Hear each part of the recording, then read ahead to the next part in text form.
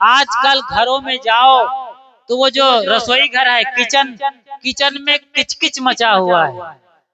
जो प्लेटफॉर्म बना है वो चूल्हा पर दाल गिरी है, परसों वाली दाल वैसे ही रंगीन पड़ी हुई है। वहां मक्खी घूम रही है, चींटी घूम रही है और चिप चिप कर रहा है, किच किच कर रहा है। किचन में किच किच, चूल्हा वैसे रंगा हुआ है, बर्तन भाड़े वैसे हैं। और कमरे में जाओ, पूजा घर, इधर तो पूजा घर है, अनसुईया है, पार्वती है, ब्रह्मा विष्णु महेश राम, सब चंदन सिंदूर बजरंग बली पर लगा हुआ है, तेल है, अगरबत्ती है। लेकिन उसी घर में देखो तो ऊपर में जाला लगा हुआ है, कोने कोने में जाला लगा हुआ है। बताइए, झाड़ू रोज मारती है लेकिन ऊपर कोई झाड़ू नहीं मारते हैं। फाटक के पीछे पूरा जाला बिछा हुआ है। टीवी स्क्रीन जिस पर पोगो चैनल देख रहे हैं, कार्टून देख रहे हैं, मैच देख रहे हैं, सीरियल देख रहे हैं, फिल्म देख रहे हैं, उस टीवी के स्क्रीन पर धूल जमी हुई है, कोई नहीं पहुंचता है उसको। रसोई में, किचन में तो किचकिच मचा ही मचा है। आप यदि टॉयलेट चले गए, टॉयलेट समझते हो? टॉयलेट मतलब पखाना, मतलब फ्रेश रूम, रिफ्रेशमेंट रूम जाते हो, उसको रेस्ट हाउस भी कहते हैं। वहां जाओ टॉयलेट में, तो टॉयलेट में ऐसी गंदगी मची है कि टट्टी करने बैठो तो टट्टी ही नहीं उतरने वाली, ऐसी गंदगी मची है। जैसे किसी ने दाल को लेकर के छिट्टा मार दिया है पूरा फर्श पर, और वो टॉयलेट सीट पर कार्बन जमे हुए, नीले पीले लाल धब्बे, जैसे दाल गिरा दिया है, ऐसे कढ़ी, किसी ने कढ़ी मार दिया। कढ़ी समझते हो? कढ़ी बेसन की, ऐसे पड़े हो, टट्टी करना मुश्किल है, इतनी गंदगी और बदबू आ रही है। लोग पेशाब जाते हैं, ऐसे ही पेशाब करके चले आते हैं, पानी नहीं डालते हैं। जबकि टट्टी और पेशाब जाओ कभी टॉयलेट या बाथरूम में, बाथरूम मतलब स्नान घर, बाथ माने स्नान, स्नान घर को बाथरूम कहते हैं लोग। वैसे तो बाथरूम आप कहते हो यूरिन जाने को, पेशाब जाने को, लेकिन बाथरूम में जाते हैं, ठीक है, वहां भी जाओ, कहीं भी जाओ। बाथरूम टॉयलेट जाने के पहले फर्श पर, टॉयलेट सीट पर पानी डाल देना चाहिए, तो फिर आपका टॉयलेट चिपकने वाला नहीं है। पानी डालेगा और वो अंदर चला जाएगा, बह जाएगा अंदर, मुर्गा के रास्ते नीचे गड्ढे में चला जाएगा। लेकिन आप बिना पानी डालते हो, चिपक जाता है, फंस जाता है। और कई लोग तो बिना पानी डाले चले आते हैं, टट्टी करके वहीं छोड़ दिए हैं, वहीं मतलब भगवान वहीं बैठा दिए। कैसे लोग हैं जी? ट्रेन में जाओ तो ट्रेन में लिखा रहता है after use please you drive flush, मतलब फ्लश चला दीजिए। लोग फ्लश भी नहीं चलाते, आजकल इलेक्ट्रॉनिक फ्लश आ गया है, ऐसे टच करो और पानी एकदम रफ्तार से निकलता है। फ्लश चलाना ही नहीं जानते, टट्टी करना सब जानते हैं, मतलब हगना जानते हैं मगर सफाई करना नहीं जानते। कैसे ये गधे लोग हैं, भारत देश को बदनाम करने वाले हैं। बताओ, तुमको इतनी अकल नहीं है कि पानी डालना चाहिए? पता नहीं ये लोग अपना धोते भी हैं कि नहीं धोते हैं, ये तो और समस्या है। अरे धोएंगे कहाँ जब महीना भर नहाते ही नहीं है ये लोग। कितने गंदे बदबूदार है वहाँ, कहीं तिलचट्टा न हो जाए उनके पिछवाड़े में, काकरोच होके घूमना शुरू कर दे, कन खजूरा हो जाए वहाँ पर। खतरा कितना बड़ा है जी भी, वायरस पैदा हो जाए खतरनाक। तो साफ सफाई पर ध्यान दो, रसोई घर एकदम साफ सुथरा होना चाहिए। अपने उंगलियों के नाखून कटे होने चाहिए, खासकर जो माँ बहन बेटियां हैं, नाखून कटे हुए होने चाहिए। लेकिन आप लोगों के तो नाखून सुरपनखा के नाक जैसी होती है, बड़े बड़े नाखून, पता नहीं क्या हमला करने वाले हो। हाँ, कोई लड़का अटैक करे तो उसके मुंह नोचने के लिए रखो, ये बात सही है, लेकिन रसोई घर में आपके नाखून कटे हुए होने चाहिए। बिना अंगूठी के बनाओ, अंगूठी में टट्टी फंसी रहती है, समझ रहे हो कि नहीं? और उसी से तुम लोग हमारे लिए पूरी और हलवा बना रहे हो। बताओ, एक बहन जी थी, शादी हुई, ससुराल गई, अब उसकी सासू का क्या काम था, रोज सवेरे तालाब में स्नान करना और वही गीले कपड़े पहन करके आकर बीच में जो घर के चबूतरे में तुलसी माता है उनको पानी ढालना, और सूर्य भगवान निकल रहा है और ओम भूर्भुवस्सुवः ओम भूर्भुवस्सुवः तत्सवितुर्वरेण्यं भर्गो देवस्य धीमहि धियो यो न प्रचोदयात्। ये गायत्री मंत्र बोलती थी। उसकी बहू भी सीख गई। 1 साल हो गया, अच्छा सीख गई थी। 1 साल में अब छोटा बच्चा आ गया बहू को, छोटा सा पिल्ला। अब वो चलने लगा घुटने के बल। एक दिन सासू माँ तो आई और पूजा कर ली। अब बहू को आना था, तब तक वो छोटा बच्चा ने वहां पर टट्टी कर दिया था। पूरा वो रायता फैल गया था, गंधा रहा था। तो उसकी माँ आई, नहा करके देखता है बच्चे टट्टी कर दिया है। अब टट्टी किया है, पूजा करूंगा तो अच्छा नहीं होगा। अब बच्चे का पिछवाड़ा भी पूरा प्लेट हो गया, रंग गया है, लथपथ है, उसका माल टाल लगा हुआ है। उनको अच्छा नहीं लगा। तो उसने कहा पहले सफाई करो, बच्चे को निपटाओ, उसके बाद अपन पूजा कर लेंगे। तो झटपट, देर हो रही, झटपट निपटाया, बच्चे को भी आधा इधर आधा उधर साफ कर दिया और डट पड़ी सूर्य की पूजा करने के लिए। तो क्या बोलती है उसकी प्रार्थना? उसकी सासू माँ ने क्या कहा? ओम भूर्भुवस्सुवः तत्सवितुर्वरेण्यं भर्गो देवस्य धीमहि धियो यो नः प्रचोदयात्। अब ये क्या कह रही है? ऐसे करती है तो क्या बोलती है? हे सूर्य भगवान, हे प्रभु, रोज तो नहीं गंधाते थे, आज क्यों गंधा रहे हो? उसकी सास सुनती है, अरे हरामजादी, सूरज हमसे 1500 करोड़ किलोमीटर दूर है और आग का जलता हुआ गोला है। पृथ्वी से 13 लाख गुना 1500 करोड़ किलोमीटर आग का जलता हुआ गोले में कहाँ गंध आएगी? इधर आ। ऐसा तो नहीं है। तो क्या हुआ था? कहानी मालूम, समझ में आई? क्या हुआ था? गंधा क्यों रहा था? उसकी बहू अंगूठी पहनती थी, पूरा माल टाल बच्चे का पूरा वो क्या बोलते हैं उसको, चाउमीन पिज्जा बर्गर, इसी में फंसा हुआ था। अब बताइए, उसी अंगूठी से हमारे लिए वो रोटी का आटा लगाती, रोटी का आटा लगाती तो अच्छा वाला कचौड़ी मसाला तो अपने आप लग जाता उसमें, एकदम मसाला प्योर क्योर बाबा रामदेव वाला, हल्दी वाला। बताइए, इसलिए अंगूठी पहन करके आज के बाद कोई भोजन नहीं बनाएगा। आप लोग कान खोल के सुन लीजिए, सभी सासू माँ लोग अपने बहू को बताइए, और जो बहू हैं वो अपनी आने वाली बहू को बताना, सौरभ और गौरव के मैडम को।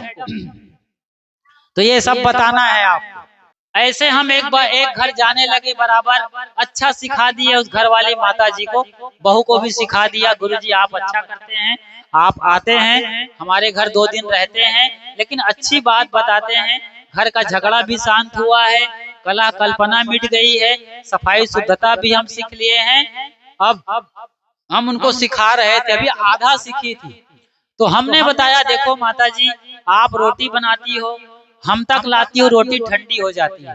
अब हाथ पाट लेने का तो है नहीं आपके पास, हाथ पाट लेने का पैसा नहीं है। हाथ पाट समझते हैं ना? पाट माने बर्तन, हाथ माने गरम।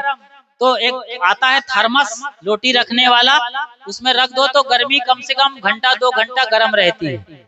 तो उसके पास हाथ पाट नहीं था। तो मैंने कहा देखो माता जी, आप जो स्टील के भगोने में रोटी रखी हो, उसमें एक कपड़ा डाल दो, लट्ठा का कपड़ा आता है, लट्ठा समझते हो ना, मोटा मार्किन, वो खादी के जैसा, गेरुआ बादामी रंग का। तो उसको लाओ, उसको 4 टुकड़ा करो, बढ़िया बड़ा बड़ा रुमाल बना करके बर्तन में लगा दो, भगोना में। और बर्तन उतारने के लिए भी कपड़ा होता है ना, रसोई में आपने गर्म कपड़े से उतारना है। तो फिर कैसे करोगे? एक घर में गया, कहा माता जी रसोई का कपड़ा दे दो, खीर बन गया है, उतारना है। तो कहा गुरुजी वो आप दरवाजा है ना बाजू में, चूल्हे के पास दरवाजा था, दरवाजा को ऐसे सरकाइए, उसमें कई कपड़े लगे हुए हैं। तो सचमुच में मैंने दरवाजा के पीछे को देखा तो कई कपड़े ऐसे टंगे हुए थे, रंगीन कपड़े थे। और कैसे कपड़े थे रंगीन वाले? यूज्ड कपड़े थे, मतलब घर वाले बुढ़ा का फटी हुई चड्डी, बताइए। और किसी और की, बच्चों की चड्डी, किसी का हाफ पैंट, किसी का सिमीज, किसी का, और मैं नहीं नाम लूंगा भाई, अच्छा नहीं लग रहा। समझ गए आप लोग? ये सब चीजें वहां टंगी। अब बताइए, पवित्र भोजन है गुरु महाराज का या भगवान का भोग लगा रहे हो और फटी हुई चड्डी से उतार रहे हो, फटी हुई बनियान जो गंदा मैला कुचैला टट्टी वाला उससे उतरवाते हो। सोचो जरा आप कैसे भक्त हैं, कैसे भारतीय हैं, कैसे भगवान के भगत हैं आप लोग। ऐसा करेंगे तो देश कैसे चलेगा, बंठाधार हो जाएगा फिर ऐसे चलेंगे। तो माता जी समझ गई और कहा गुरुजी फिर हम ठीक है, कपड़ा लेके आएंगे या तौलिया ले आओ। जो तौलिया नहीं होता इस तरीके से तौलिया, इसको 2 टुकड़ा कर दो, 4 टुकड़ा कर दो, किसी को उतारने के लिए, किसी को बर्तन साफ करने के लिए, मतलब धो पोंछ कर सुखा दिया, किसी को रोटी में रखने के लिए। तो माता जी ने कैमरी का बड़ा लट्ठा कपड़ा ले आया और वो भगोने में रख दिया। अब रोटी बना के ऐसे बांध देती और रोटी आधा घंटे तक उस कपड़े में गर्म रहती, क्योंकि कपड़ा नहीं लगाओगे तो रोटी का गर्म भाप पानी बन के नीचे आ जाता है और रोटी में नमी आ जाती, रोटी गलने लगती है। तो ध्यान दीजिए इधर। तो मैंने सिखा दिया तो वो रखने लगी। अब गरम कपड़े, रोटी गरम कपड़े पर और लपेट देती, रोटी गरम रहती। अब एक दिन क्या हुआ, वो माता जी चकला और बेलन से रोटी बना रही थी, बेल बेल कर। अब उसका बच्चा आ गया, उसका बच्चा रहा होगा कोई 1-2 साल का। वो खेल रहा था, खेलते खेलते आया तो उसकी नाक लंबी हो गई थी, मतलब नाक का मसाला नेटा एकदम मुंह में आके एकदम आइसक्रीम चुम चुम कर रहा था। बढ़िया चुम चुम आइसक्रीम, नमकीन मीठा हल्का चाट चाट के ले रहा था। मम्मी मम्मी ई करने लगा। तो मम्मी क्या करे, अब मैं भी उधर था कहीं पर। अब मम्मी सोचती है कहाँ जाएंगे, कौन नल के पास ले जाए, कौन क्या रुमाल लाए, कौन कपड़ा लाए। तो वही रोटी वाला कपड़ा एक किनारे को पकड़ी, इधर रोटी फंसी हुई है 10-15, इधर किनारे को खींच करके निकाली, आधा हिस्सा कोने वाला को और बराबर नाक में लगा के रगड़ के पूरा मसाला निकाल दिया और पूरा मसाला पूरी रोटी में लगा दिया। मतलब बिना लगाए बाबा रामदेव का शुद्ध देसी घी लग गया। बोलो वृंदावन बिहारी लाल की। ऐसे ऐसे तो खेल इस देश में हो रहा है। तो एक दिन हमने कहा देखो माता जी आपने गलत कर दिया, उसी कपड़े में बच्चे का नाक साफ कर दिया। हाथ जोड़ी गुरु महाराज, अब की बार ऐसा नहीं होगा, भगवान बचाए, आप भी रहम करो, अब नहीं करूंगी, मैं कसम खाती हूँ आपकी, ये वो करने। हाथ पैर जोड़ने लगी। हमने कहा कोई बात नहीं, मत करो, यही सब कुछ हो जाएगा।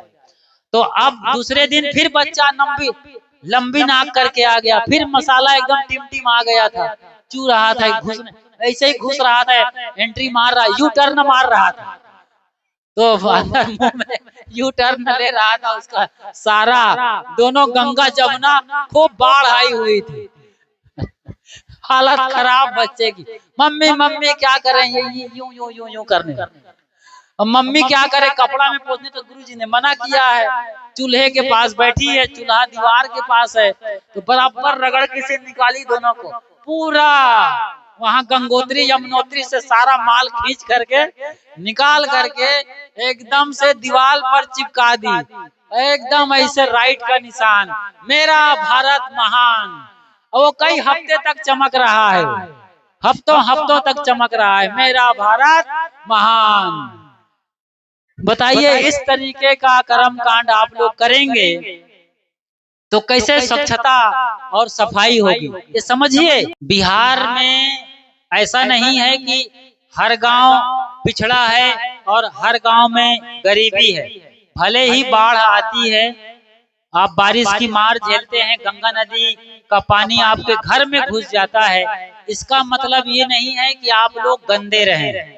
सफाई स्वच्छता बहुत जरूरी है। गंगा को तो पतित पावनी कहा गया है और साहब ने क्या खूब गाया है बीजक में, ये मन तो निर्मल भया जैसे गंगा नीर, पीछे पीछे हरि फिरे कहते कबीर कबीर, कबीरा कहते कबीर कबीर। तो अपने घर आंगन को एकदम निर्मल और स्वच्छ रखना चाहिए। जैसे गंगा एकदम पतित पावनी और निर्मल है। गंगा हिमालय से निकलती है, जड़ी बूटियां मिलती हैं, कीमती खजाने मिलते हैं, उसमें अभ्रक है, सोना है, चांदी है। उसको रौंदते हुए नदी आती है निर्मल धारा के साथ। आपने ऋषिकेश में देखा एकदम धवल धारा है, हरिद्वार में पानी एकदम निर्मल है। गंगा यमुना में मिलते मिलते थोड़ी गंदी होती चली जाती है, लेकिन फिर भी गंगा की गुणवत्ता बरकरार है। तो गंगा की धारा को समझ करके, भले ही गंगा आपके घर में घुसती है, आप भी स्वच्छता और सफाई को इधर ध्यान दीजिए। अभी कोरोना ने सफाई सिखाया था, लगातार लोग सैनिटाइजिंग कर रहे थे, बार बार हाथ धो रहे थे, मुंह धो रहे थे, सफाई, लेकिन अब सब भूल गए हैं। इसलिए बच्चों को सुबह उठते ही ना नहलाओ, तो 10 बजे के आसपास तक नहलाओ, स्कूल के पहले नहलाओ, गर्म पानी से नहलाओ। अरे रोज नहीं तो कम से कम 2-3 दिन में नहलाओ, लेकिन 15 दिन के लिए नहीं छोड़ना है कि बच्चे ना नहाए तो चलेगा। कहीं बीमारी पकड़ लेगी, हैजा जुलाब, कोई दस्त, कुछ खतरा पकड़ लेगा, तो फिर मतलब हजारों रुपए खर्च करने पड़ सकते, कोई भी बीमारियां, फिर बच्चा आलसी हो जाएगा। और आप लोग कहते हैं ना, लक्ष्मी जहाँ निवास करती है वहाँ जहाँ सफाई और शुद्धता होती है। होली के दिन, माफ करिए, दिवाली के दिन, लक्ष्मी पूजन के दिन कोना कोना साफ किया जाता है। सोना चांदी हीरे जवाहरात, टेबल कुर्सी मेज और बर्तन भाड़ा में जो भी सब कपड़े लत्ते बक्सा वक्सा सब साफ किया जाता है। लक्ष्मी आने वाली है, तो लक्ष्मी एक दिन थोड़े आएगी जी, लक्ष्मी रोज आएगी। रोज पूरा घर साफ सुथरा रखना चाहिए, कोना कोना साफ रखे। और ये काम केवल मम्मी या दादी नहीं करेगी, हर बहन बेटी को करना है, हर भाई बंधु को करना है। आप लोग बड़े पक्षपाती हैं, केवल बहन बेटियों को रगड़ रगड़ के साफ करवाते हैं घर को, लेकिन बेटों को राजा बाबू बना दिए हैं।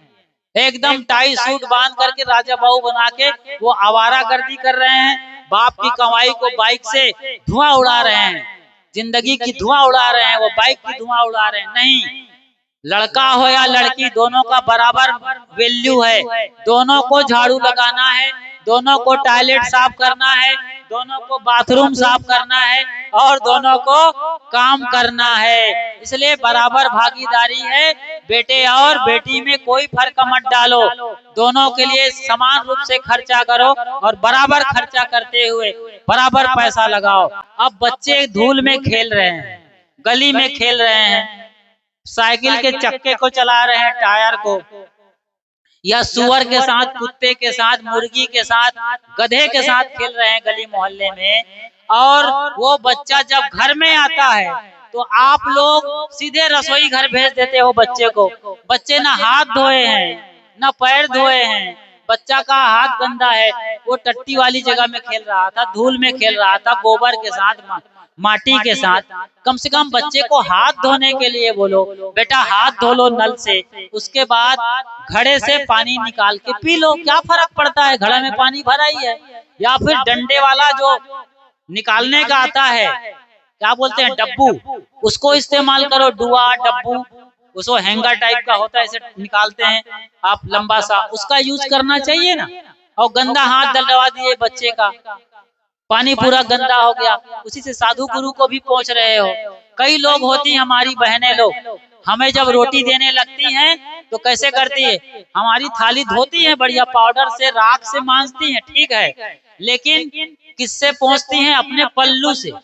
अब अपना पल्लू कहाँ ले जाती है दिन भर माता बहनें लोग, ये देखो, ऐसे तो पहुंचती रहती है ना, कभी नेटा वेटा भी सफा कर दिया उसने, अब वो नेटा का मसाला हमारी थाली में लगा दिया, बढ़िया घी लगा दिया, एकदम शुद्ध देसी पतंजलि वाला। अब बताइए, कहते हैं गुरुजी आप भी हमको टोकते हैं, बोलते हैं, अब बताइए कौन समझाए उनको कि कपड़ा गंदा होता है, पल्लू गंदा होता है।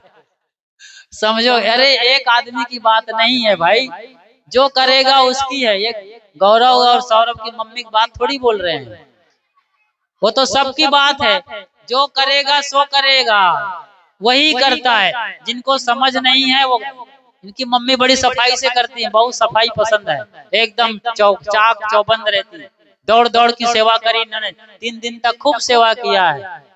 हमसे पहले ही पहुंच जाती है और क्या चाहिए गुरुजी, एकदम झटपट बड़ी मशीन की रफ्तार से सेवा करती है। ऐसी मम्मी सबको मिले।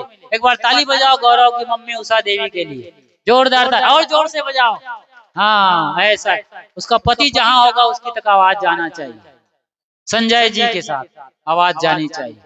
तो इस तरीके से आप सबको घर को, तुमने आंगन नहीं बुहारा, तुमने आंगन नहीं बुहारा, कैसे आएंगे भगवान, कैसे आएंगे भगवान। आंगन नहीं बुहा तो भगवान क्यों आएंगे? भगवान तो वहीं प्रकट होते हैं जहां बुहारा जाता है, सफाई किया जाता है। कबीर साहब ने कहा है, दिल का हुजरा साफ कर, हृदय साफ है, मगन गगन है। पति पत्नी दोनों गुप्त हो गए हैं और उन्होंने ये दान किया है, तो गुप्त दान आया है उन दोनों दंपतियों के लिए। ये व्यासपीठ उन्हें खूब खूब आशीर्वाद देता है। बोलिए सदगुरु कबीर साहेब की जय। तो अब देखो साहेब जी विराज गए हैं, शालिग्राम भगवान महाराज की जय। तो शालिग भगवान, शालिग बाबा आ गए हैं। हमको तो लगता है शालिग बाबा कहीं नेपाल से आते हैं, क्योंकि इनकी शकल सूरत बनावट बिल्कुल नेपाली। हमारे जो थापा लोग होते हैं, नेपाली थापा, इसी शकल में होते हैं। तो बाबा जी का डीएनए नेपाल से मैच कर रहा है, तो अच्छी बात है। आपके बिहार में लाल हैं ये, और आप कमाल करने वाले। आइए माइक सौंपते हैं साहब जी को, सुनते हैं। और जिन लोगों ने दान दक्षिणा किया उनकी जय, नहीं किया उनकी जय। हमको बुलाने वाले ये शंभू पासवान जी है, खड़े हो जाओ शंभू पासवान जी। ये इन्होंने 500 रुपया का दान किया है। बोलो शंभू पासवान की, इनके माता पिता गुरु गोविंद की, इनके बाल गोपालों की, सबको नमस्कार करिए उधर, और बाबा जी को प्रणाम करिए, शालिग बाबा को, सबको। तो इस तरीके से और भी जो विनोद पासवान जी हैं, इसके अलावा यहाँ पर हमें बुलाने वालों में वो क्या नाम रहा, पहली जो फोन कर रखा था, हैं अरुण पासवान जी हैं। और पासवान क्या, सब पालने वाले हैं आप लोग, हम लोगों को दाना रोटी खिलाने वाले। सबके घर से चावल आया, किसी घर से सब्जी, किसी के यहाँ नमक, किसी के यहाँ से दाल, किसी के यहाँ से आटा, उसी से हम लोग यहाँ 3 दिन साधु गुरुजन जिंदा हैं, आपकी रोटी दाल भात चावल खा रहे हैं। तो इस गाँव में जो मुखिया है, जो सरपंच हैं, जो अगुआ हैं, जो भी जैसे भी छोटे लीडर हैं, उन सब का और समस्त ग्रामवासियों का, नन्हे मुन्ने बाल गोपालों को हम ये व्यासपीठ की ओर से खूब खूब आशीर्वाद साधुवाद देते हैं कि आपके गांव में सुख शांति और समृद्धि लगातार बढ़ती रहे। और मांस मच्छी मटन मसाला खाना कम करें, बकरा मुर्गी मारना बंद करें, जुआ ताड़ी शराब बंद करें, जितना हो सके कम। जवान लोग गुटखा तंबाकू बंद कर दें, पूरा जहर है, कल मरना पड़ेगा, गला काटना पड़ेगा। मैं नहीं चाहता कि ये स्थिति आए। और आप लोग यदि मांस मच्छी खाते रहोगे तो नरक में सड़ना पड़ेगा। तो नरक में नहीं सड़ना है, स्वर्ग में आनंद से जीना है, बेहिश्त में जाना है, जन्नत में जाना है, खुदा के पास जाना है। सजन रे झूठ मत बोलो, सजन रे झूठ मत बोलो, खुदा के पास जाना है। न हाथी है न घोड़ा है, वहाँ पैदल जाना है। सजन रे झूठ मत बोलो, खुदा के पास जाना है। तो इस बात का ध्यान रखिए और अपने मन इंद्रियों में सुधार करते हुए कर्म में सुधार करिए और अपना जीवन दिव्य और भव्य करिए। बोलिए सदगुरु भगवान की, सदगुरु कबीर साहेब की जय।